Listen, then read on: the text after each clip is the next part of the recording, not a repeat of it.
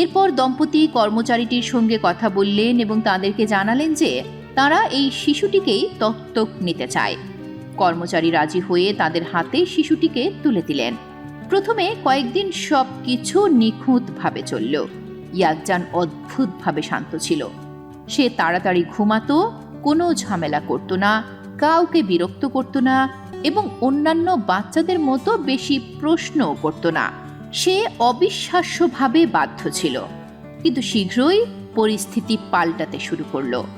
এক রাতে দম্পতি তাদের ঘরে বসেছিল।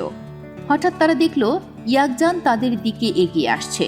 সে স্বামীর দিকে তাকিয়ে বলল, তুমি অন্ধকারে ভয় পাও, তাই না? স্বামী আর স্ত্রী অবাক হয়ে একে অপরের দিকে তাকালো।